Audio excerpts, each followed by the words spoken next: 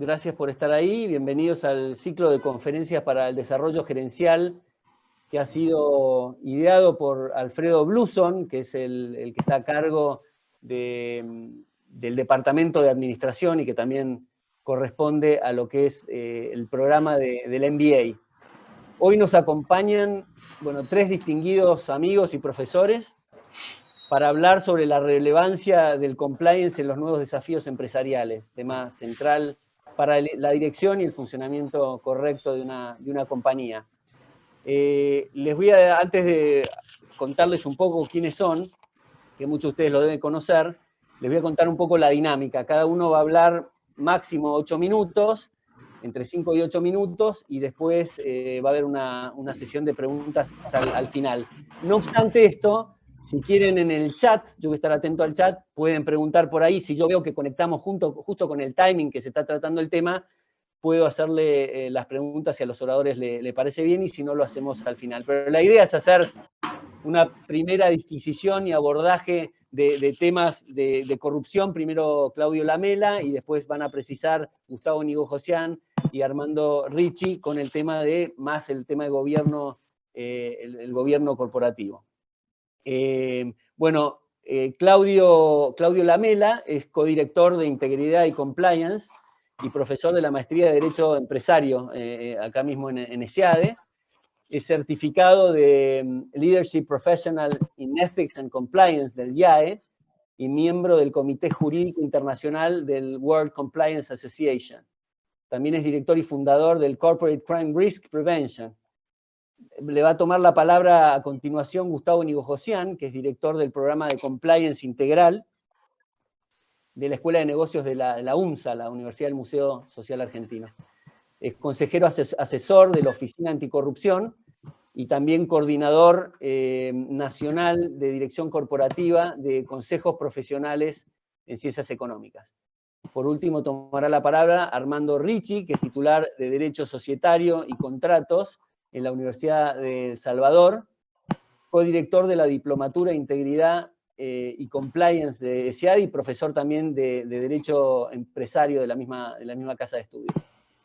Coordina programas dirigidos para asociaciones civiles y asociaciones sin fines de lucro, que lo arma la Asociación Hispano-Argentina de Profesionales y el capítulo argentino de la Universidad de Salamanca para sus alumnos, sus egresados. Miembro también de la Comisión de Integridad Financiera y Compliance del Colegio de Abogados de la Ciudad de Buenos Aires. Así que, sin más, le doy la palabra a Claudio Lamela. Cuando quieras, Claudio. Bueno, muchas gracias, Berti, muchas gracias por la invitación, muchas gracias a todos los asistentes por su interés en este espacio en el que vamos a debatir y charlar un poquito sobre los desafíos del compliance para el mundo de las empresas en este 2023 y el mundo que se viene.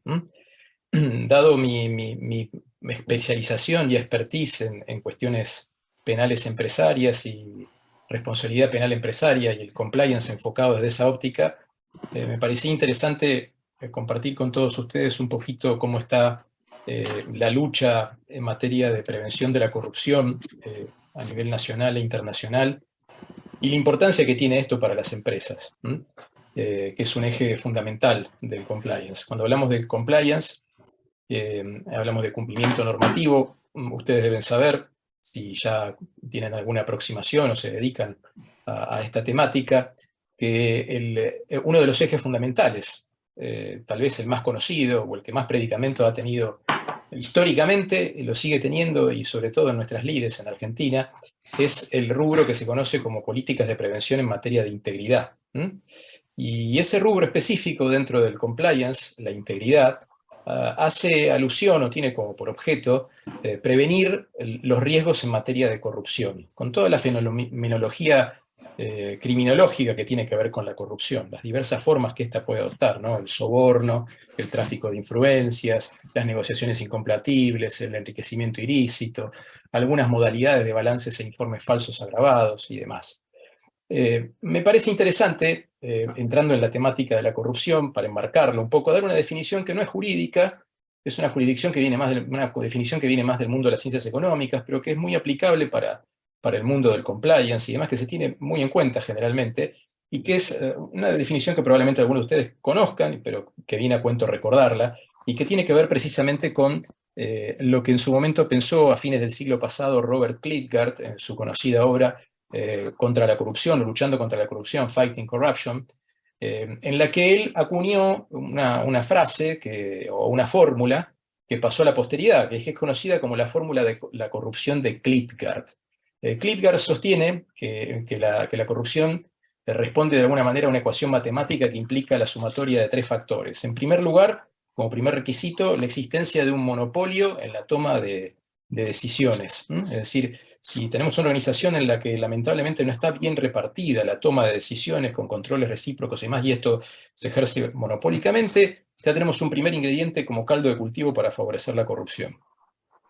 En segundo término, si a ese monopolio en la toma de decisiones, tema tan interesante sobre el cual se van a ocupar también mis compañeros en el día de hoy, sobre cómo es la formación de las decisiones, cuáles son los principios del buen gobierno corporativo, cómo debe trabajar un directorio en esta materia. Si a ese monopolio del que hablábamos le agregamos un segundo factor también poco feliz, que es la discrecionalidad o arbitrariedad en la toma de decisiones, bueno, pues ya empezamos a generar un caldo de cultivo aún más espeso para que crezca la corrupción. Y si a ese monopolio en la toma de decisiones, que además son arbitrarias o discrecionales, le restamos, ¿no? O sea, no es que le sumamos, le restamos como un tercer factor la transparencia contable, es decir, el nivel que tiene esa organización en la rendición de cuentas, pues entonces ahí ya tenemos el caldo propicio, ¿no? O sea, realmente el combo perfecto para que florezca por sí mismo, crezca como un germen autogenerable la corrupción.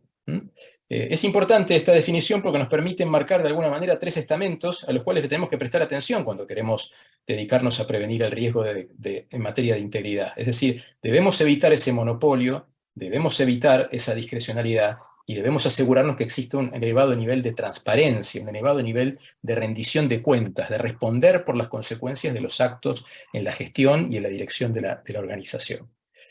El fenómeno de la corrupción, que a todos nos preocupa y cada vez nos preocupa más por las noticias que vemos en los diarios y por cómo atraviesa transversalmente nuestras vidas, ha sido desde hace tiempo y sigue siendo materia de preocupación muy importante de organismos internacionales.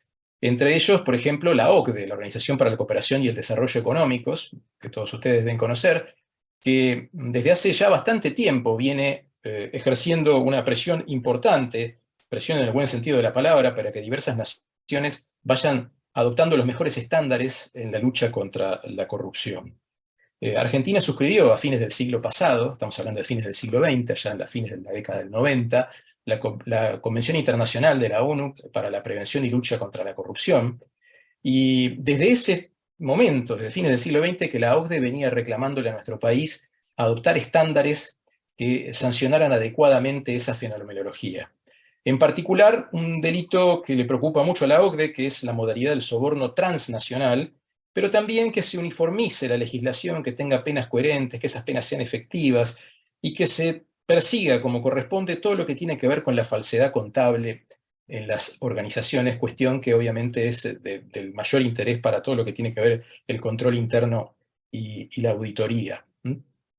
La OCDE, a resultas de esa presión y que nos vino monitoreando durante casi 2 décadas, llegó a buen puerto hace unos pocos años, hace 5 años, en el año 2017, cuando a fines del 2017 se sancionó la ley que ustedes deben conocer como la Ley 27.401 de responsabilidad penal de las personas jurídicas, ley en la que tuve el honor de trabajar como asesor del Senado de la Nación, y por la que puedo hablar entonces de alguna manera de su cocina.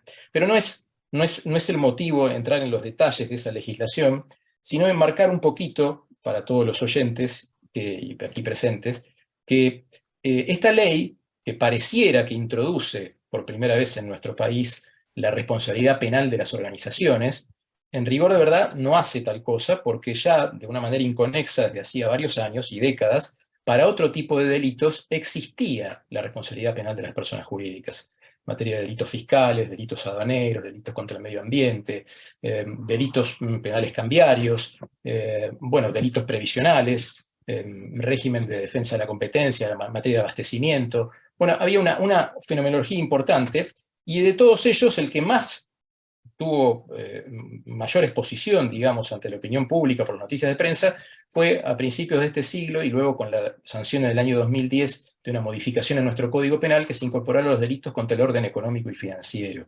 entre los cuales la vedette de esos delitos es el lavado de dinero.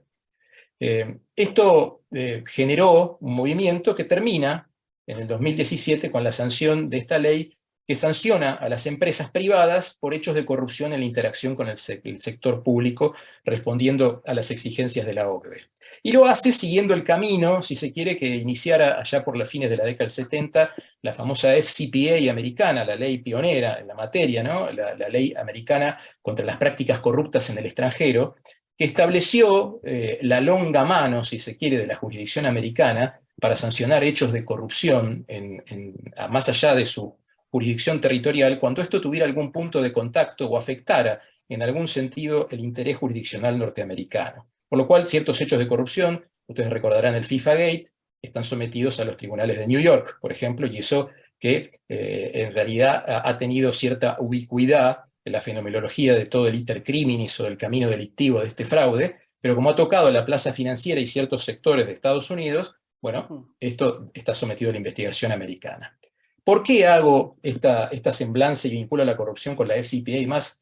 Porque quiero ilustrarles sobre lo que está pasando y lo que se viene, que es entender a la corrupción como un delito de carácter transnacional, como ocurre quizás con los crímenes de guerra, con el genocidio, con los delitos más aberrantes. Y esto lo podrán ver en noticias muy recientes. Hace 1 o 2 días, en los principales diarios del país, y también ni que hablar en los diarios internacionales, habrán visto una noticia que es muy interesante y sobre la cual quiero comentarles, que es que la Comisión de la Unión Europea, es un organismo de propuestas legislativas y reglamentarias dentro de lo que es la Unión Europea, acaba de proponer una nueva directiva para la Unión Europea en materia de prevención para la corrupción, en la que está pidiendo, atento a que existe, según las encuestas, una elevadísima percepción de corrupción en Europa por parte de sus ciudadanos, es decir, el 60% de los ciudadanos europeos cree que la gestión de la Unión Europea está muy atravesada por la corrupción y el 89% de los ciudadanos españoles aún más. La Unión Europea, preocupada por esta fenomenología, dicta una directiva en la cual le está instando a todos los países miembros de la Unión Europea a armonizar sus respectivas legislaciones para tener cierta homogeneidad en la tipificación y persecución del fenómeno de la corrupción. Y agrega como nota muy interesante en este tema el criterio este de la longa mano. La Unión Europea está diciendo vamos a sancionar la corrupción aun cuando no haya sido cometida en nuestras fronteras o en estos territorios, si afecta intereses de la Unión Europea. Esto no se puede permitir porque está demostrado empíricamente que cerca del 60% del movimiento ilícito de delitos a nivel internacional está atravesado por organizaciones mafiosas o organizaciones criminales que tienen que ver con la fenomenología de la corrupción. Y esto está socavando las bases institucionales de nuestros estados, o tiene la Unión Europea, y por ende el funcionamiento de nuestra economía, y en eso tiene obviamente mucho que ver las organizaciones privadas, las empresas, porque se sospecha que esa actitud de corruptora del funcionario público, del interés público, siempre tiene una contraparte privada, y se lo sospecha acertadamente, como ustedes podrán ver. Esto, de alguna manera, alcanzó su epicentro con el famoso Qatar Gate, que lo habrán leído con una funcionaria de la Unión Europea, un diputado europeo y demás, ahora han sufrido órdenes de captura internacional por haber participado de negociaciones espurias para favorecer que Qatar pudiera ser sede del Mundial del año pasado. Y esto también viene a cuento con otra directiva que está haciendo mucho ruido, la directiva de la Unión Europea 1937 del 2019, que es una directiva conocida como la directiva whistleblowing, o la directiva de los denunciantes, de protección de los denunciantes, en la que sintéticamente se establecía el imperativo para los países miembros de la Unión Europea adoptar políticas de protección de los denunciantes para que no sufrieran represalias, se conocen como políticas de no retaliación, ¿no? Para que la denuncia estuviera realmente a través de un canal seguro y protegido, generalmente anónimo, según los estándares. Esta directiva exigía a las naciones europeas también transponer sus legislaciones a estos estándares. 8 países todavía no lo han hecho, y por eso a principios de este año, Bruselas, que es la sede de la Unión Europea, ha demandado ante un tribunal europeo a España por estar incumpliendo esta normativa. ¿Y todo esto qué tiene que ver con nosotros? Tiene que ver porque cuando estamos gestionando compliance en función de una matriz de riesgos dentro de una organización, lo tenemos que hacer teniendo en cuenta un tablero que no debe ser limitado. Es un tablero cada vez más complejo, como lo acabamos de ver. ¿Por qué es cada vez más complejo? Porque no es el cumplimiento de las regulaciones locales. No es el mero cumplimiento de las regulaciones de mi país, en este caso de Argentina. Porque en la economía globalizada en la que hoy nos manejamos, hacemos negocios constantemente con jurisdicciones externas, pero aparte estamos usando hasta servidores informáticos y hacemos transacciones financieras que están en muchos puntos vertebradas bajo jurisdicciones extranjeras. Y esas jurisdicciones extranjeras nos arrastran a tener que cumplir con sus legislaciones o sus estándares. Por un lado, la FCPA de Estados Unidos, que es poco menos que la Biblia, si se quiere, en materia de compliance para tenerlo en cuenta. Y por el otro lado, lo que está pasando en la Unión Europea. Entonces, ¿cuál es uno de los desafíos que quiero plantear hoy aquí junto a mis colegas en este conversatorio como punto inicial? Que en el eje de integridad, en materia de riesgo de corrupción, se está instalando de una manera definitiva la idea de que va a haber una jurisdicción de naturaleza internacional, más allá de lo que quieran o no hacer nuestros tribunales, muchas veces con buena voluntad, pero la mayor de las veces con mucha deficiencia, como lo demostramos empíricamente a través de las noticias diarias, lamentablemente, que estos hechos de corrupción van a ser investigados y sancionados en otros países y con fundamento legal. De hecho, habrán leído también últimas noticias, diputadas o una legisladora americana está propiciando que una expresidenta de la Nación sea enjuiciada en Estados Unidos y perseguida por supuestos hechos de corrupción en Argentina, inclusive algunos coletazos de la causa Cuadernos, que todos ustedes conocerán también, han sido investigados en Brasil, en Estados Unidos y también en España. La directiva de la Unión Europea va a generar un nuevo estándar importantísimo que toda empresa debe tener presente. Tenemos que tener presente, por ejemplo, aplicar en nuestras políticas de protección de datos y de protección de denunciantes las directivas de la Unión Europea en régimen general de protección de datos, la directiva de whistleblowing, y vamos a tener que tener muy presente esta directiva de lucha contra la corrupción que instala esta longa mano que nos demuestra que a futuro el que las hace, las paga en cualquier lugar del planeta, tarde o temprano.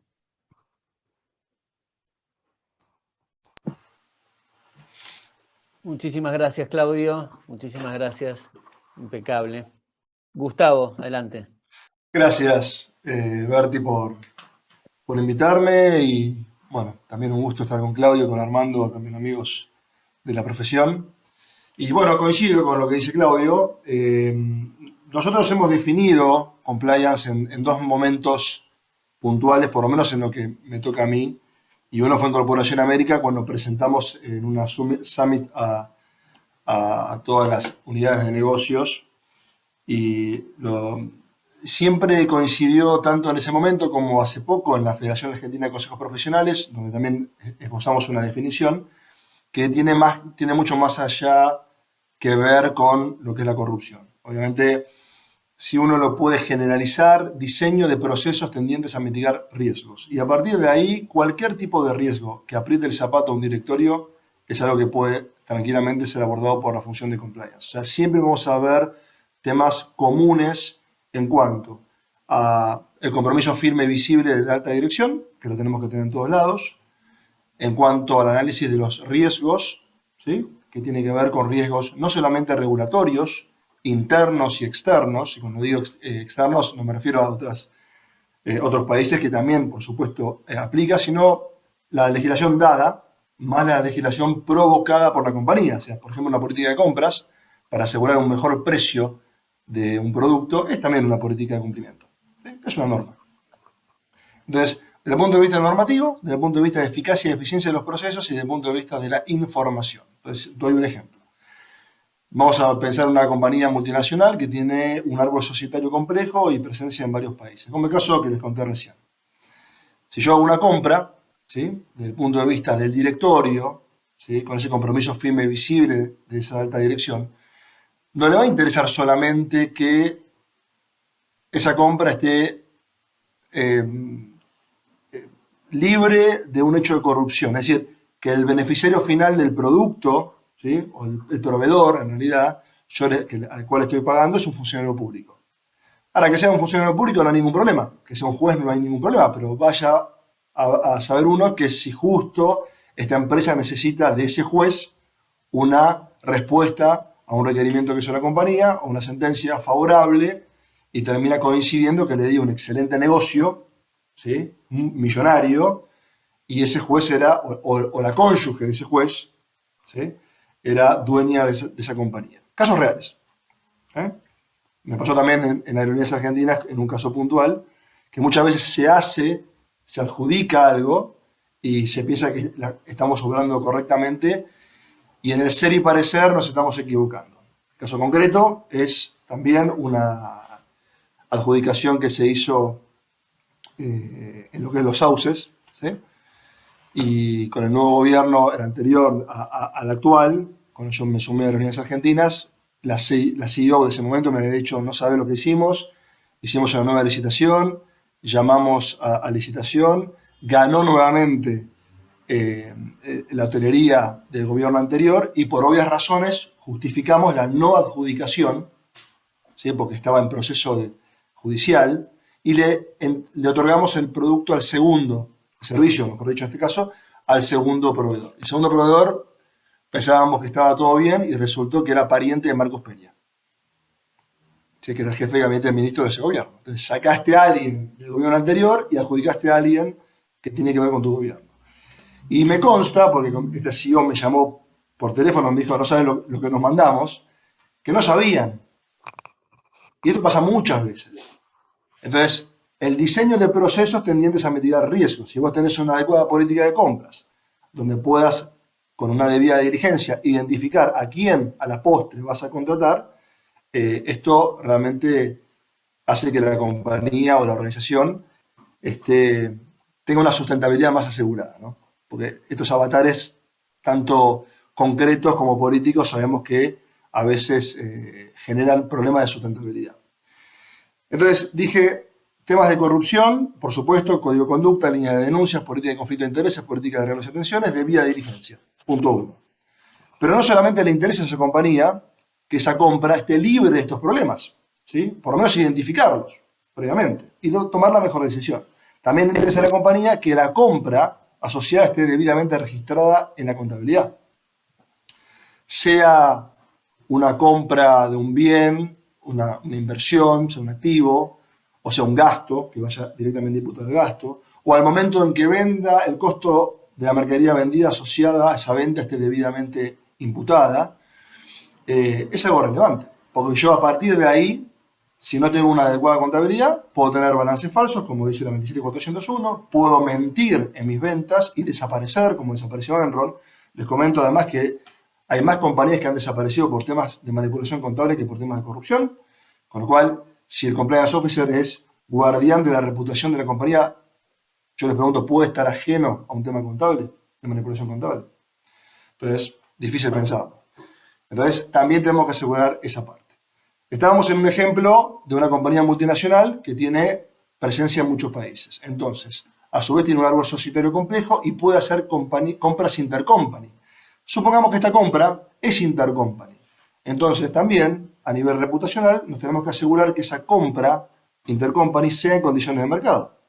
Porque tenemos que defender los intereses de los accionistas minoritarios, que también, si no lo hacemos, nos puede causar un daño reputacional. Entonces, mínimamente, tiene que haber políticas vinculadas con esa transacción que diga: yo le contraté a mi parte relacionada, pero el precio es de mercado. Y si no es un precio de mercado, lo estoy informando al mercado como tal, en forma transparente, para que el mercado sepa de las razones por las cuales contraté a mi compañía hermana.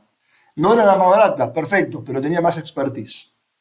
No tenía mejor expertise, pero me traía el producto en tiempo y forma, porque yo necesitaba sí o sí, por un tema de emergencia, contratar a alguien que me provea algo rápido. Algo tiene que estar justificado. Entonces se abre todo también un camino de lo que es la información transparente. O sea, nosotros tenemos que tener siempre en nuestro norte que toda transacción que hagamos en una compañía esté debidamente autorizada, ¿sí? Privilegie los intereses de la compañía por sobre los intereses personales y deje registros de sus fundamentos.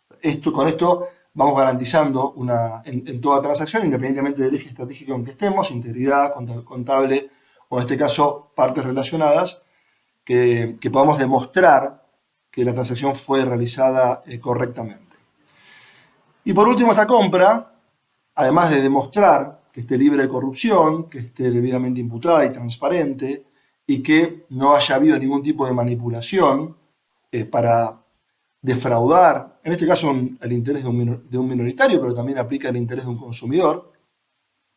Yo quiero que esa compra, como cualquiera de nosotros que va al supermercado, sea una compra que necesite, que sea un precio adecuado, que sea una calidad adecuada del precio y que sea recibida en forma oportuna, ¿sí? Entonces, todo esto también tiene que ver con el fraude interno, que va directamente al bolsillo del accionista. Esto estamos en el marco de un MBA, con lo cual estamos hablando qué le sirve al management y a las empresas esto. Bueno, claramente es prevención de riesgos, claramente es evitar que los fondos asignados de la compañía no vaya para fines espurios. Les comento que el 5% de los ingresos brutos de las compañías se va en fraude. Ingreso bruto, eso traducido a lo que es el resultado final, es mucho más. La fuente es de Association of Certified Fraud Examiners, que es la mayor organización a nivel mundial de combate contra la corrupción y el fraude. Bueno, y hay un capítulo argentino, los invito a participar. Y cada 2 años hace un reporte de las naciones que va a la presidencia de Estados Unidos y tiene una visión global, como decía Claudio, no es un tema solamente de un país. Y bueno, está este cálculo que todos los CFIs certificados mandan de su experiencia cuántos tipos de fraude detectaron por género, o sea, quién lo cometió, qué género lo cometió, por nivel de autoridad, si es un director, un gerente, un manager, un coordinador, por tipo de fraude, si es un fraude de corrupción, si es un fraude contable. Así que bueno, eso es muy interesante también como para poder tener un mapeo claro de la situación. Así que bueno, y todo esto también que les conté, ¿sí? Es un compliance que está íntimamente ligado con el sistema de control interno en las compañías. Claudio mencionó la FCPA como norma madre anticorrupción de corrupción transnacional. Y no puedo estar más de acuerdo. Ahora, esa norma de 1977 insta a las organizaciones a diseñar sistemas de control interno para que sea efectiva. Porque una norma sola, yo siempre digo que un código de conducta, una política, es como en un edificio el fino, la pintura, que queda bien, pero los cimientos es el sistema de control interno. O sea, sin procesos, sin segregación de funciones, sin normativa para controlar el acceso a los sistemas, sin niveles de autorización de transacciones críticas, de certificación de servicios, de pago. Hablamos de donaciones, tenemos que controlar las donaciones y hacemos una política. Pero no tenemos un aprobador, un revisor y un autorizante de la donación, como para que sea evaluada previo a que salga de la compañía. Y tampoco la imputamos contablemente correctamente. Lo ponemos en, como decimos los contadores, una bolsa de gatos, y eso después trae consecuencias, saben bien los abogados, de cara al DOJ, por lo menos de Estados Unidos, que te dice, mira, no lo puedes demostrar, por más que pagaste $2, hay una denuncia, no lo puedes demostrar, arreglemos. Y sale mucho más caro, sale mucho más barato hacerlo bien trazable y bien transparente. Entonces, bueno, el sistema de control interno se crea a raíz de esta instancia de 1977 en 1985 por 5 organizaciones americanas de contadores públicos, economistas y administradores, donde se crea el cubo COSO, por sus siglas en inglés, lo pueden googlear, y habla justamente de los estamentos que componen un sistema de control interno, y llegamos siempre a lo mismo. Llegamos al ambiente de control interno, que llamamos los contadores, que no es más ni menos que el compromiso firme y visible de la alta dirección, que habla de la Oficina Anticorrupción, y el tone from the top, que habla la FCPA, el DOJ y demás, y habla mucho de los abogados. Entonces, siempre terminamos, independientemente de la disciplina, en lo mismo. Obviamente, el ambiente de control, cómo decido hacer negocios, lo hago en forma ética, en forma no ética, lo hago con un directorio capacitado, no capacitado, lo hago con un directorio que tenga conciencia del nivel de continuidad. ¿Qué pasa si el día de mañana no está Pablo Roca, no está Ormequiano? O sea, hay alguien que está pensando en eso, o Galperín. Se documentan las decisiones en el directorio, esas decisiones están plasmadas en una estrategia y la estructura de la organización consistente con esa estrategia y el presupuesto consistente con la estructura. Bueno, todo eso es ambiente de control interno y todo eso es cumplimiento, porque si no yo puedo dar una definición nada más y después aguas abajo toda la arquitectura que sustenta esa definición está viciada por un montón de irregularidades. Después tenemos, por supuesto, una vez que yo defino una estrategia y cómo voy a operar, la gestión de riesgos, que es parte esencial de cualquier programa de compliance, que es identificar justamente los elementos desde las tres dimensiones, eficacia y eficiencia, cumplimiento e información contable, que nos pueden alterar esas estrategias. Después está como tercera capa los controles internos, que es el diseño de políticas y procedimientos para mitigar esos riesgos que me pueden alterar las estrategias. El monitoreo, que es entender si está funcionando bien el control diseñado. Por ejemplo, hacemos una política de debidas diligencias. Y yo tengo también muchos antecedentes a nivel de auditoría. Originalmente fui auditor. Entonces nosotros como auditores auditamos el diseño y la implementación de las cosas, ¿sí? Hay tres líneas de defensa desde el punto de vista del control interno en las organizaciones: el management que ejecuta los controles, la segunda línea que los diseña, entra compliance, que tiene cierta autoridad para diseñar y decir, mira, va por acá. No es que reporto al CEO y hago lo que me dejas hacer. No, o sea, es compliance, seguridad e higiene, seguridad patrimonial, seguridad informática. Son áreas de la segunda línea, porque están en la estructura, pero tienen un contrapeso y un nivel de reporting con el comité de dirección, porque tienen parte de gestión y parte de control, ¿sí? No puede el CEO de la compañía decir, mira, en mi compañía todos que trabajan en la altura van sin arnés. Y no, el de seguridad y higiene, por más que tenga un señor de mucho más bajo, va a decir, la política es esta y va por acá para todos, para vos también. Bueno, el compliance officer va a hacer lo mismo desde el punto de vista de las políticas que desarrolle. La política madre, por supuesto, el código de ética. Pero insisto, es el fino del edificio, no son los cimientos. Entonces, volviendo al ejemplo, hago la política de debidas diligencias, las tenés que cumplir. Perfecto. El diseño y la implementación. Nadie la cumple. ¿Y por qué nadie la cumple? Y porque quizás no hay un ambiente de control adecuado, o quizás porque está mal diseñada la política. Nos dimos cuenta que habían 100 preguntas para dar de alta a un proveedor. ¿Quién va a dar de alta a un proveedor con 100 preguntas? Cortás la operación de la compañía.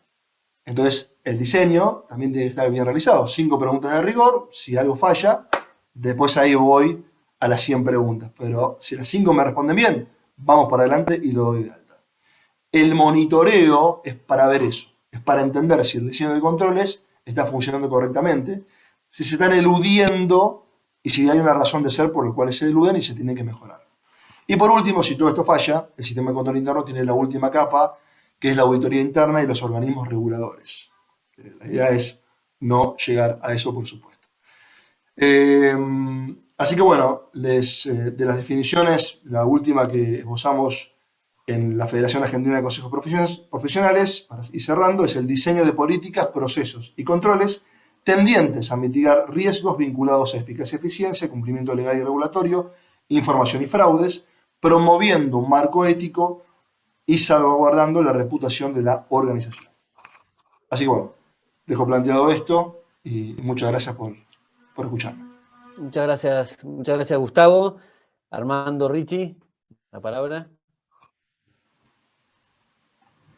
Muchas gracias, Berti, en principio por la convocatoria y a SADE también por el espacio que nos brinda para desarrollar estos temas. A mí me gustaría empezar, digamos, con el título de la propuesta que nos convoca hoy, ¿no? Este tema de la relevancia del compliance en los nuevos desafíos, ¿no? para el empresario o empresariales. Y creo que acá bien podemos citar la frase literaria que nada mejor que los clásicos si queremos ver algo nuevo, ¿no? ¿Por qué digo esto? Porque creo que aún con todas las variantes y con todas las novedades que el ámbito de compliance y justamente los temas de corrupción traen asociados, creo que la cosa pasa por la cabeza, ¿no? Pasa por la convicción del empresario de las virtudes que compliance le puede traer a su organización, ¿no? Lo vemos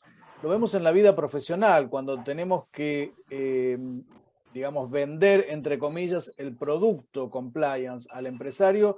Vemos que si no bajamos el dato puro y duro, no hay mucha percepción o permeabilidad a ver cuáles son las ventajas que traen, ¿no? Y entonces en ese sentido creo que tenemos que trabajar varios aspectos, ¿no? Varios han sido nombrados tanto por Claudio como por Gustavo.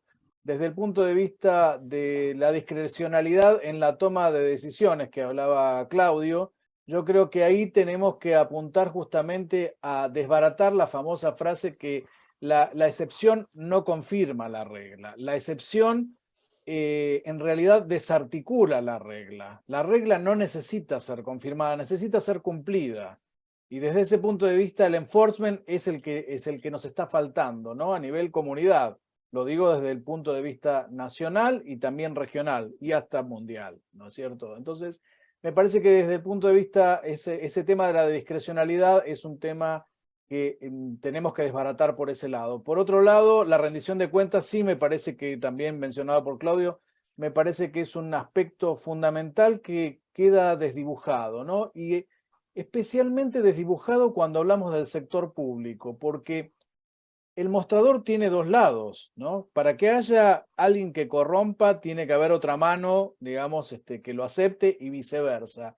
Entonces, el desafío empresarial que hoy tiene la Argentina específicamente es sumar compliance a la función pública. Desde el punto de vista público hay una serie de normas, está el estatuto, digamos, del empleado público, está la Auditoría General de la Nación, la Procuración General del Tesoro, pero no hay vasos vinculantes que podamos decir, ni cargos electivos que atraviesen distintas gestiones políticas, por la cual el funcionario que se va tenga que efectuar una rendición de cuenta al estilo privado, ¿no?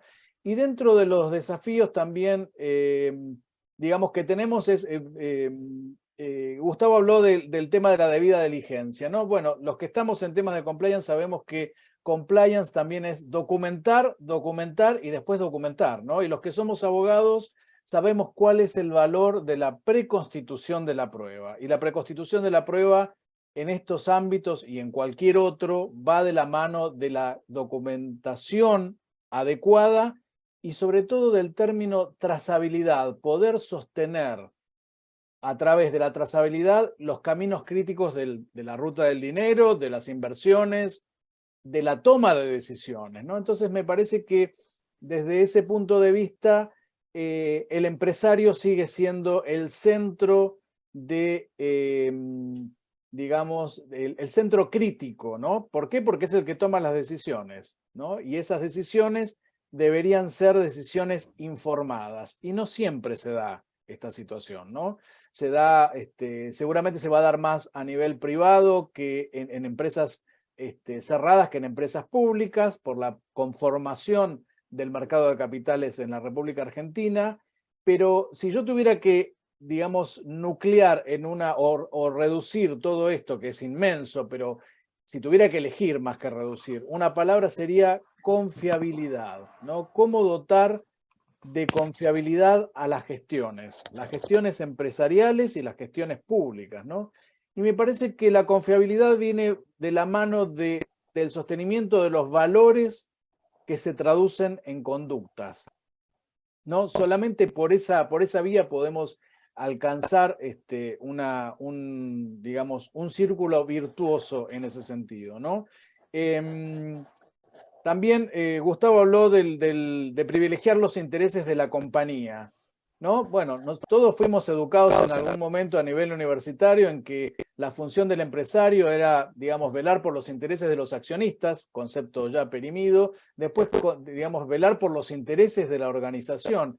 Y esto también ha quedado un poco, digamos, excedido por la figura del stakeholders, ¿no? Y esto aplica no solamente a las organizaciones empresariales, aplica a las organizaciones, incluso de la vida civil, las asociaciones civiles, los clubes de fútbol. Bueno, estamos asistiendo en uno de los principales clubes de fútbol a un tema de una colecta que veremos cómo se traduce, ¿no? Cuáles van a ser las consecuencias.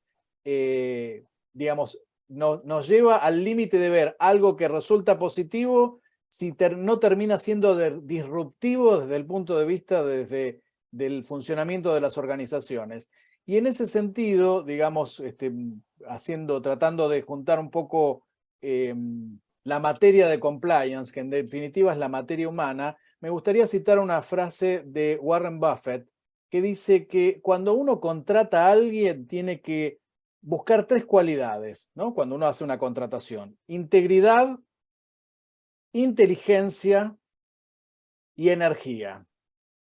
Pero también dice que si falta la primera, las otras se terminan transformando en un peligro letal, ¿no? Entonces, el valor de la integridad en las elecciones del capital humano, que es otra de las crisis, hablando un poco del título de este encuentro, ¿no? Los desafíos empresariales, la crisis de capital humano que tenemos. Por las razones que sean, por razones de educación, por razones de contrataciones de nuestros mejores valores desde el exterior, estamos con una crisis de capital humano. El trabajo a distancia también a partir del tema de la pandemia, también ha acentuado esta crisis, digamos, de confiabilidad y de integridad en el ejercicio digamos, de las funciones.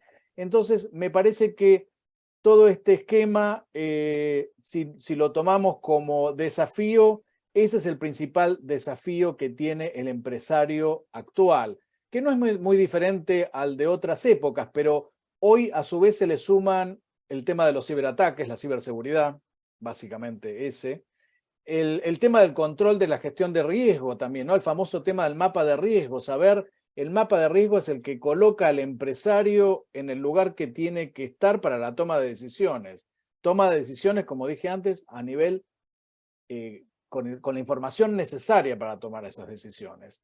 Entonces, la tecnología también, ¿no? Es otra de los recursos a mano que, si no lo medimos, si no lo manejamos adecuadamente, se puede llegar a volver en un arma letal en contra. Entonces, desde este punto de vista, digamos, digamos, a vuelo de pájaro, ¿no? Como estamos haciendo ahora, pero creo que sirve para plantear un poco cuál es la situación. Yo creo que el ser humano es el centro, la persona humana es el centro de imputación de derechos y obligaciones, perdónenme que como abogado lo nombre de esa manera, pero creo que, digamos, ese es el principal desafío que atraviesa la organización, ¿no? Que la cabeza, el top from the top, como decía también Gustavo, realmente se transforme en un programa de compliance vivo, porque además de todo eso, todo programa de integridad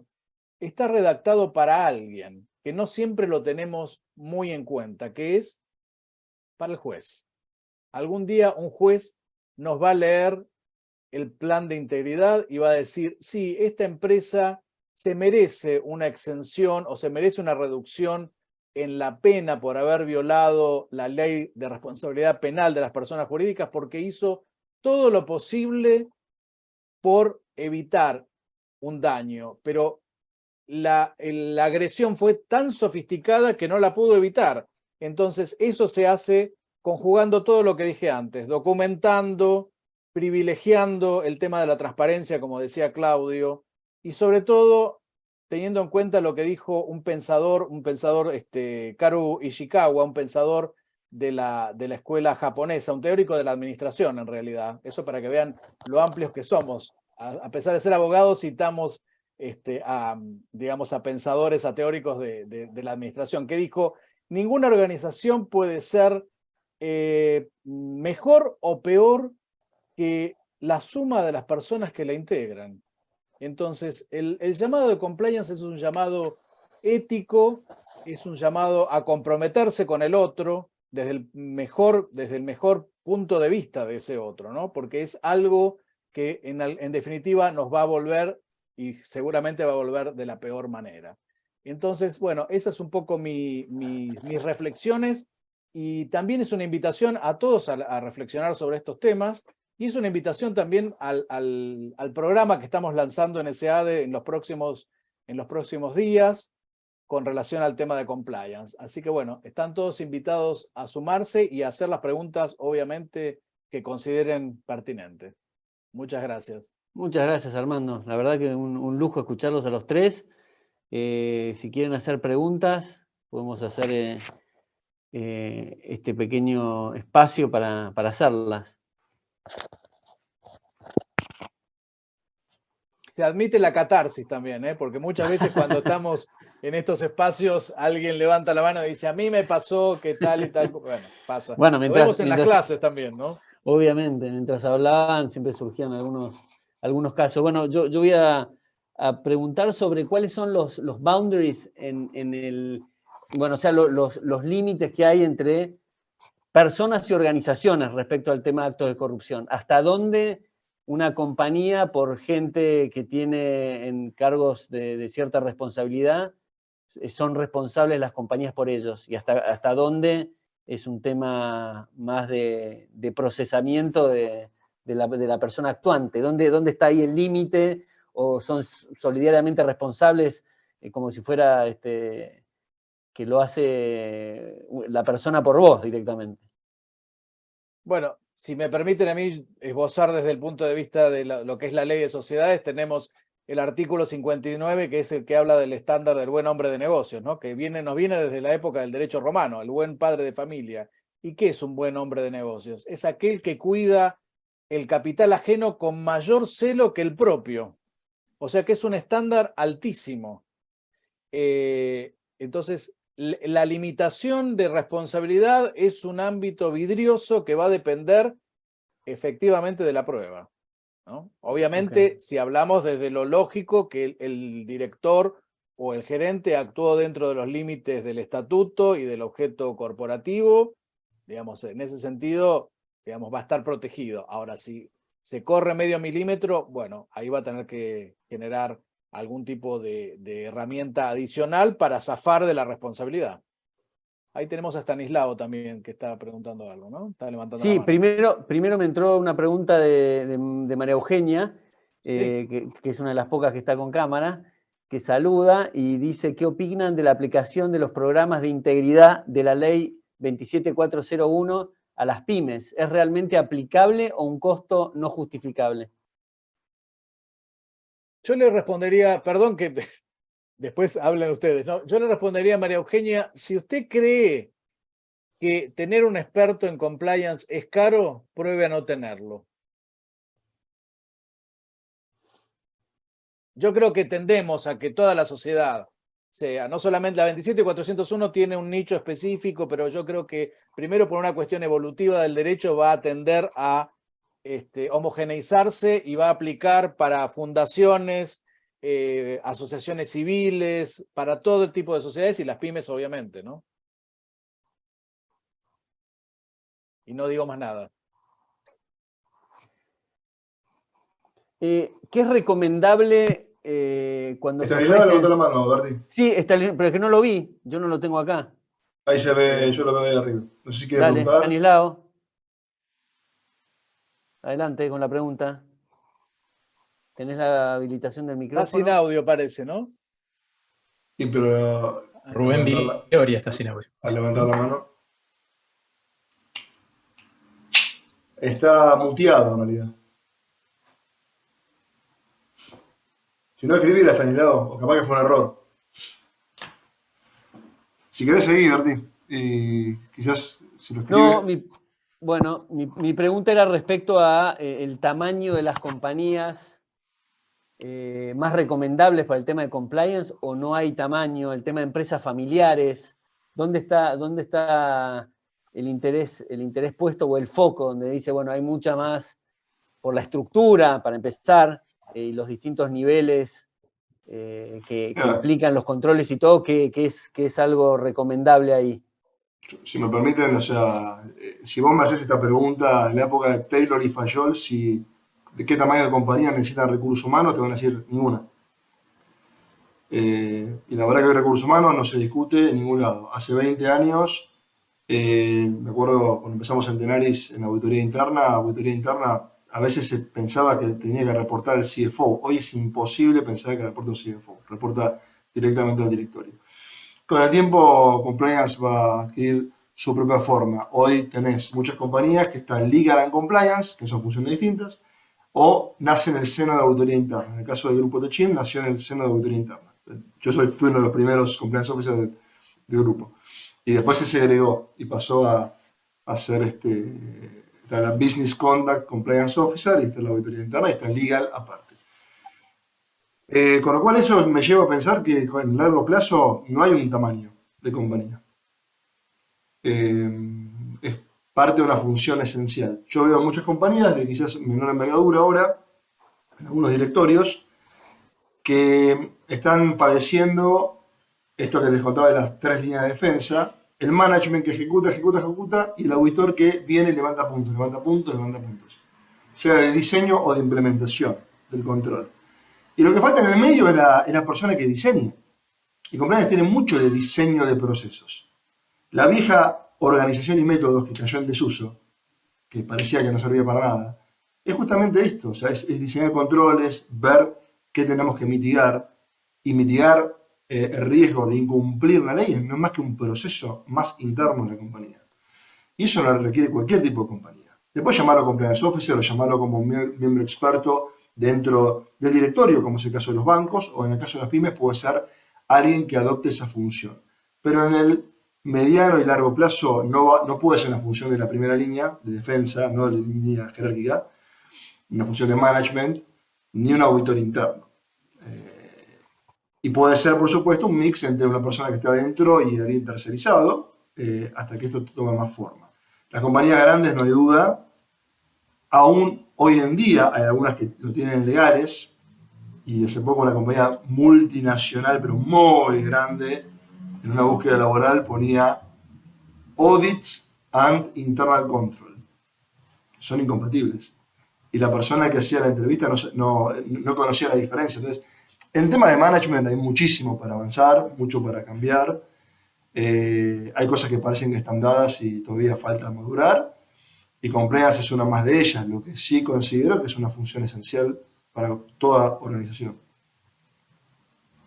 Ahora, volviendo a la pregunta original, que con la cuestión de recursos humanos, interpreto que me decís es importante compliance para todas las instituciones. Sí, claro.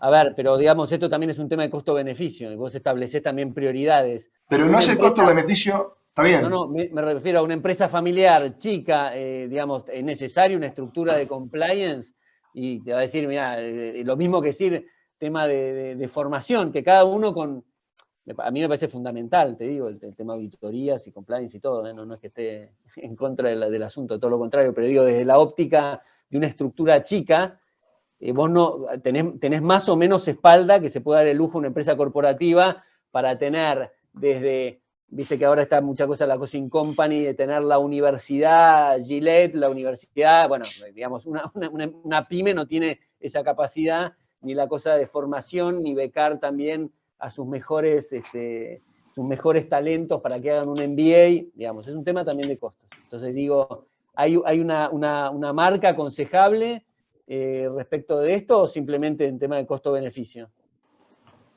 Me gustaría después que comentes, Claudio, que no habló todavía, pero en realidad depende de qué foco le des a compliance. El compliance es muy amplio. Esa pyme seguramente va a querer asegurar que no le cometa al comprador fraude, ¿sí o no? Claro, sí. Eso es bolsillo directo del accionista, directo. Lo que te decía el ejemplo del fraude corporativo con el 5% de los ingresos brutos. El hecho de que vos implementes una política interna en una compañía para cumplir con un control, también se llama compliance. Perfecto. Para que vos me decís, necesito un programa de integridad en un kiosco, y probablemente no. Pero el programa de integridad es parte de un programa de compliance. Integridad no es compliance solamente, ¿sí? Entonces, yo creo que la cultura de, por un lado lo que decía Armando, ¿no? De tener gente que administre bien negocios sanamente, o lo que decía Claudio, que en el largo plazo o en el corto ya se viene con toda la regulación. La cultura que vos tengas ordenada tu compañía tiene mucho que ver con una cultura de cumplimiento. Vos lo podés descentralizar en las primeras líneas. Que el comprador haga su propio procedimiento, que el CFO haga su propio procedimiento, y descentralizar todos los procesos. Para mí es un esquema defectuoso. Quizás el punto de equilibrio es en el momento en el cual vos, con ese sobrecosto que me decís, ¿sí? Compensa ese sobrecosto que estás viendo de que toda tu gente, en vez de dedicarse a hacer lo que tiene que hacer, hace también procesos y los hace mal. Porque la persona que hace procesos sabe mal su trabajo, lo hace mal. Las normas terminan haciéndose una sola vez, no se actualizan, no se comunican, no se interrelacionan y gastaste plata sin sentido. ¿Cuántas compañías hicieron, bueno, hicimos la norma, hay una norma de pagos, hay una norma de gastos, y quedó ahí, no sabes dónde está desactualizada? Bueno, eso también es parte del cumplimiento, mantener el sistema normativo corporativo de procesos de negocio. Así que bueno, el punto de equilibrio capaz que está ahí, ¿viste? El de tamaño que vos me decís y el esfuerzo que te implicaría descentralizarlo y la conveniencia de descentralizarlo. Hay algo que me gustaría agregar, Berti, sobre esto, porque muchos están preguntando el tema de los costos, costo-beneficio, ¿no? Eso aprovecho para ir a la pregunta para vos, que quería que la sigas vos, que estaba en línea justo con, me estoy salteando el orden, ahí tenía Santiago una pregunta, pero justamente Jorge pregunta eso, que no sé si vas a esa cuestión, donde dice justamente que se mencionó, y lo volvió a mencionar Gustavo, del tema de que se mencionó el 5%, digamos, claro, que se va en fraudes, digamos. Entonces, ¿cuál es el costo de crear un sistema eficiente? O sea, también está haciendo esta es que no, el tema del costo, el costo en cuanto a cuantificarlo desde el punto de vista económico es muy difícil decirlo, porque para eso hay que conocer la realidad específica de la organización en la cual lo vamos a implementar. No es lo mismo implementar un programa de compliance para una pyme que hacerlo para una multinacional, que tiene filiales en diversos países del mundo y demás. Entonces, los costos varían sustancialmente. También varían sustancialmente los riesgos. Pero es algo muy interesante la pregunta sobre el costo, que gira, muchos hacen esa pregunta. De hecho, como decía Armando, cuando uno va a vender el producto compliance, el empresario lo mira desde esa óptica. No quiere decir que sea una óptica equivocada. Por favor, no quiero que se malinterprete esto, pero Armando, Gustavo y yo, los tres que damos clases sobre esta materia, solemos también vincularlo porque corresponde hacerlo. Cuando hablamos de integridad, integridad hace foco a un valor, ¿no? A una cuestión ética, como había citado la frase de Warren Buffett, Armando. Y la gestión de las empresas, lo que pretende el compliance, no es solamente enfocarla desde el punto de vista del mero cumplimiento por el cumplimiento mismo, como una ecuación de costo-beneficio, sino que siempre se habla de ética y compliance.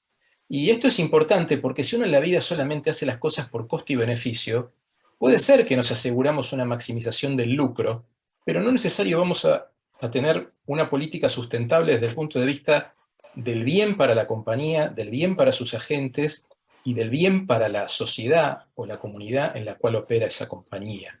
Estamos en una evolución del capitalismo, estamos en una evolución de lo que es el pensamiento económico, creo que está a la vista, y estamos yendo hacia nuevos estándares en los cuales el hecho de buscar solamente el rendimiento o el mayor rendimiento posible desde el punto económico sin tener en cuenta el impacto que eso tiene en otras variables no mensurables, quizás económicamente, que tienen que ver con dimensiones éticas, ambientales, filosóficas, existenciales, la felicidad misma de las personas, ¿no? El tiempo libre al que tienen derecho, la posibilidad de no interferir con los empleadores con su vida privada, toda una serie de cuestiones de las cuales se ocupa el compliance, por ejemplo, el compliance de materia de recursos humanos, son cuestiones que hay que tener en cuenta. Y yendo a la dimensión ética, nosotros solemos hablar, o nos gusta mucho hablar, algo de lo cual yo me ocupo bastante, cuando hablamos de la ética, diferentes enfoques. Si uno hace, en el compliance hay un enfoque gerencial, que tiene que ver con el cálculo de costo y beneficio, el enfoque del management, del risk management, del gerenciamiento del riesgo, que es fundamental, porque es el radar, si se quiere, ¿no? Es el radar en materia de compliance. Pero hay un enfoque que está por encima de esto, y que es el enfoque cultural, que tiene que ver con el tone from the top del cual se estaba hablando. Y el enfoque cultural tiene que ver con los valores de la organización. Yo no voy a implementar algo en mi compañía solamente porque me conviene costo y beneficio.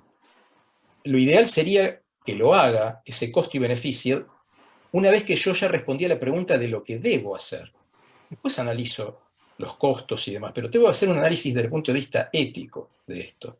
La pregunta es, por ejemplo, si lo llevamos al terreno de un edificio de departamentos. Un edificio de departamentos hay reglamentación que dice que tiene que tener extintores de incendio, matafuegos y ciertas medidas de acuerdo a la estructura del edificio para prevenir el incendio. ¿Cuál es el riesgo que tenemos de incendio?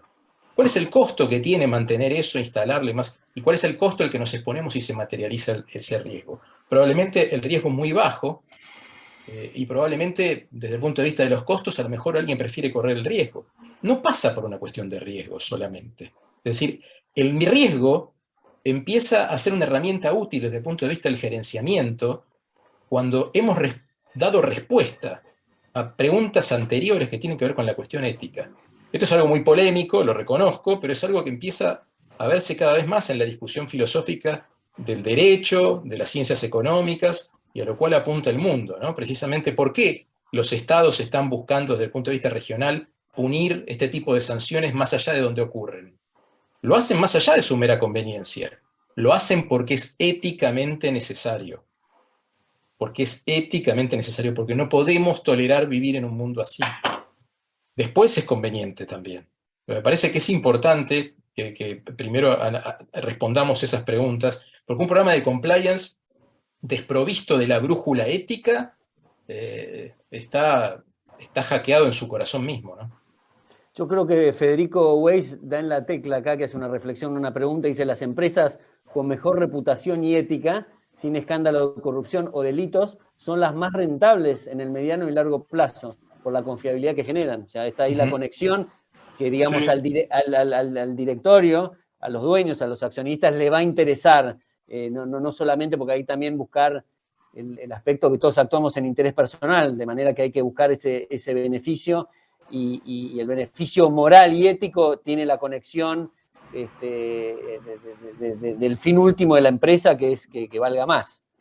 Tal cual, como dice Federico, digamos, Federico trae al ruedo el tema de la cuestión reputacional, que es un intangible, que con las redes sociales ha cambiado dramáticamente, porque hasta hace no muy poco el tema de las redes sociales, digamos, no existía con la potencia que tenemos hoy, pero entonces ahora ya, digamos, pasa a impactar directamente, por ejemplo, en el precio de la acción, de la cotización. Y un poco, Berti, lo que vos decías, si una pyme tiene costo-beneficio, además, en realidad lo que nos pasa en la profesión es que la pyme se interesa por compliance primero cuando tiene vocación de crecimiento. Y vocación de crecimiento implica, por ejemplo, ser proveedor de una empresa multinacional. Cuando la empresa multinacional le pone adelante el código de ética para que lo suscriba y las políticas respecto a los proveedores, ahí te llama y te dice: che, tenemos que hacer el tema de compliance. Claro. Entonces, un poco ese es el tema. Y después, como dato duro, te puedo hablar de conocimiento cercano que tengo de una empresa de tecnología que, en combinación entre compliance y auditoría interna, logró un ahorro de 3.000 millones de pesos en el ejercicio 2021. 3.000 millones de pesos. Ese es el dato duro que convence y que te abre puertas dentro de lo que es la organización. Entonces, lo que no entra por convencimiento ético, podríamos decir, como dice Claudio, entra por el bolsillo. Entonces, en ese sentido, llegó para quedarse. ¿Por qué? Y porque leemos en Naciones Unidas o en FCPA que la base monetaria en los últimos 50 años aumentó 2.000 millones de porcentaje, el 2.000%. Perdón, 2.000%. Cuanto hay más circulante, hay más chance de que haya situaciones poco claras, poco transparentes y situaciones de fraude. Bueno, y esto tiende a aumentar. Entonces, desde ese punto de vista, yo creo que compliance llegó para quedarse, ¿no? Esto que decía Armando, lo que no entra por la convicción ética, entra por el bolsillo, es muy interesante porque me hace acordar a uno de los temas que damos que tiene que ver con una teoría personal que utilizo para enseñar estos temas, y que es la teoría de las 3C. Y creo que esas 3C tiene que ver sintéticamente con esto, con el sistema de compliance puede estar vertebrado, o por lo menos a mí me gusta verlo, sobre 3 ejes. Una dimensión cultural que hace foco en la convicción, esa es la primera C, la convicción basada en valores. Entonces, como decía Armando, donde fracasa ese análisis por convicción, podemos pasar al análisis de la segunda C, que es el análisis del cálculo de conveniencia, ¿eh? O sea, ahí tenemos una segunda C.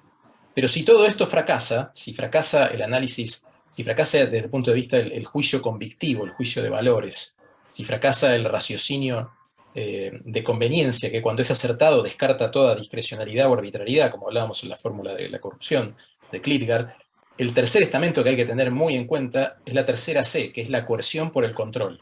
Ahí es donde entra la fuerza del sistema desde el punto de vista de su reglamentación, régimen de investigaciones internas, línea de denuncia y el régimen de sanciones, para corregir aquello, es decir, si no se actuó por convicción ni por conveniencia de manera correcta, siempre hablando con la letra C, me gusta porque creo que es una regla mnemotécnica, inclusive que hablamos de compliance, bueno, entonces el torniquete final lo van a hacer por la coerción que aplica el control. Sí, y obviamente hay un montón de cosas que cambiaron el sistema, porque yo intuyo que el empresariado argentino en general no es corrupto por naturaleza. Lo que pasa es que le hacen manejar un apetito de riesgo desmesurado, porque si no tiene que cerrar. Entonces quizás lo que hay que bajar es ese apetito de riesgo, llevarlo a niveles lógicos y que esos riesgos no sean, digamos, armas en contra de sí mismo, ¿no? Es un poco el huevo o la gallina. ¿Qué es primero, la corrupción o el apetito de riesgo que me lleva el sistema por la cantidad de presiones que tengo para funcionar? Es filosófico, ¿no? También. Daniel Ramos está preguntando algo que entiendo que no, pero hago la pregunta si es conveniente tercerizar, y si se puede tercerizar mediante sistema de auditores o debe ser interno todo el proceso de compliance. Lo que pasa es que ahí él pregunta auditores. Bueno, auditores tenés el auditor interno y el auditor externo. Pero la tercerización, digamos, yo creo que la tercerización se puede hacer, ahora después los colegas abundarán, pero quiero quizás aprovechar para decir que auditoría no es lo mismo que compliance, ¿sí? Y reforzar esto que dije, que el compliance officer diseña procesos y el auditor no se mete en el diseño de procesos, sino que los controla. Me parece importante porque hay mucha confusión sobre eso y está buena la pregunta como disparadora de esta reflexión. Claro, yo interpretaba más como compliance tercerizado. Porque no, yo lo leí, sí, yo lo leí, pero tenía pregunta, pero la palabra auditor me quería aprovechar para comentar eso porque el colega probablemente no conoce esa diferencia y digo, me pasa a mí muchas veces con empresarios y con... ¿Cómo? No, que decía que los procesos, lo vi más por el tema de compliance, porque si se refería a la auditoría en sí, sí, tenés lo que es tercerizado, la auditoría externa, y la auditoría interna es interna. Y la externa tiene que ser externa. Es que a veces tercerizar la interna también. La interna hace otras cosas que la externa. Por eso digo, el concepto de auditor, independientemente de que sea interno o externo, es distinto al de compliance y por eso quería simplemente aclararlo. Una buena figura para pensar esto es decir que compliance llega antes o tiene vocación de llegar antes. Auditoría llega después, pero no es porque sea un disvalor, porque llega a controlar. Son cosas distintas. Compliance llega desde la prevención. Tal cual, entonces, y los dos tienen valor. Esa es la virtud que tiene. Sí. Si vos metés auditoría, hacer compliance, en el largo plazo estás perdiendo plata y estás perdiendo oportunidades de mejorar. Es tentador, ¿eh? Ya que está el auditor, esto va a pasar mucho. Que lo haga él, que vea las normas. A largo plazo es mucho mejor que se desarrolle donde se tiene que desarrollar y que tengas la oportunidad de tener un control robusto para poder levantar cualquier tipo de desvío. Sí, pero en las organizaciones es más posible o más probable que el compliance officer reciba una consulta de primera mano, che, recibí tal cosa o me están premiando con tal otra, que venga espontáneamente el empleado o el director y lo consulte a auditoría interna. En general, el auditor interno se vive como policíaco, ¿no es cierto? Claro. Vos, Gustavo, tendrás miles de experiencias en ese ramo. No, obvio, y está bueno lo que decís. Seguramente no hiciste amigos en ese campo. Bueno, hay que manejarlo. Pero bueno, la pregunta apuntaba si se puede tercerizar, para mí sí, pero bueno, es una pregunta. Hay partes de compliance que se terceriza, que es la línea de denuncias. Eso está bien que esté afuera. Ajá. Hay empresas, digamos, las grandes empresas, las Big Four, tienen servicios actualmente de sistema de línea de denuncias tercerizado. Entonces tenés el informe que recibe después el órgano respectivo, absolutamente neutro, por decirlo de alguna manera. Y con las investigaciones, ¿no? Las investigaciones también. Sí, las investigaciones también. Y también Gustavo, también tener presente puede ser como regla general para la pregunta. Igual no hay absolutos en esto, todo es relativo y tiene que ser tailor-made, sí, ¿no? O sea, a medida de la realidad de cada empresa o organización. Pero organizaciones grandes, medianas o grandes, medianas grandes, tirando grandes, es prácticamente impensable que tercericen. Lo normal sería que tengan su propia área de compliance o por lo menos un compliance officer, o sea, una persona dedicada a esta con el expertise, recursos necesarios e independencia para ejercer esa función. debidamente asesorada por consultores externos. Una pyme tal vez le resulta más costoso, o en una empresa más pequeña tener su propio área de compliance o un compliance officer, entonces decide tercerizarlo, o decide tener un compliance officer de funciones más limitadas, muy apoyado en la consultoría externa de una consultora dedicada o especializada a estos temas, ¿no? Eso como, digamos, como una idea general que no es una regla absoluta. Y en cuanto a las reglas, que tampoco son absolutas, pero que hay, los invito a ver los lineamientos de la Oficina Anticorrupción, la 27401, que dice cuándo se recomienda que haya un compliance officer. Y da variables de tamaño, exposición a riesgos y demás. Ahí quizás puede complementar esta respuesta con esos guidelines, digamos. Ahí, bueno, Estanislao, lo escribiste a la pregunta, pero sí, no te logro interpretar, y vos a lo último decís que es medio complicado hacerlo por texto y algo te pasa con el micrófono. Estoy atento si puedes desbloquearlo para hacer, bueno, ya las últimas preguntas que alguien quiera hacer. Levanta la mano o desconecta el micrófono y lo hace directamente. Mientras tanto, referido al tema de la integridad que comentaba Armando y había citado a Warren Buffett, me vino a la cabeza a Jack Welch, que está muy focalizado, el CEO ex CEO de General Electric, muy focalizado en el tema de recursos humanos, pero aplica perfectamente, que decía que había 4 tipos de gerentes. El gerente de buenos valores y buenos resultados. Bueno, no hay nada que hablar de ese tipo, es un rockstar. El que tiene malos valores y malos resultados, tampoco hay mucho que decir al respecto. El que tiene buenos valores y malos resultados, bueno, es un tipo que hay que darle otra oportunidad. Y dice que la peor manzana podrida de las organizaciones es el que tiene buenos resultados y malos valores. Que eso es el que generalmente, el que kisses up and kicks down, y no solamente desde el punto de vista, él lo veía desde el punto de vista de recursos humanos, ¿no? Pero yo también lo veo aplicado a este tema y otras aplicaciones de la empresa que se basan en el tema de la integridad, no solamente en las relaciones humanas, sino en los procesos, y gente que no es leal y se maneja con poca integridad, es la peor y puede estar mostrando buenos resultados, y eso generalmente a veces se tapa o no se quiere ver. En la parte de recursos humanos pasa muchísimo, es el tipo que el que le paga el bonus, bueno, se lo paga, y porque a mí también me lo pagan porque es parte de mi resultado, y seguimos adelante con la cuestión cuando en realidad está corroyendo el aparato. Es el caso de Enron, que activaban pasivos para mejorar los bonus del directorio. Bueno, tal cual, sí, exacto. Y eso te envenena la cultura de la compañía o de la organización, y eso, después remontar eso es muy difícil. Sí. Bueno, la última pregunta de Santiago, que no la vi posteriormente, la leo directamente. Armando, te la hace a vos, sí, sobre la eficiencia de los resultados obtenidos, para que me lo corrieron. Sí, del ejemplo que reseñó. Si ello da la pauta de hacer ingresar al organigrama empresario un ad hoc compliance. Bueno, en la organización que yo di el ejemplo ya existe el compliance officer, y es, digamos, es la muestra de un círculo virtuoso, de una alianza estratégica interna virtuosa entre auditoría interna y el compliance officer.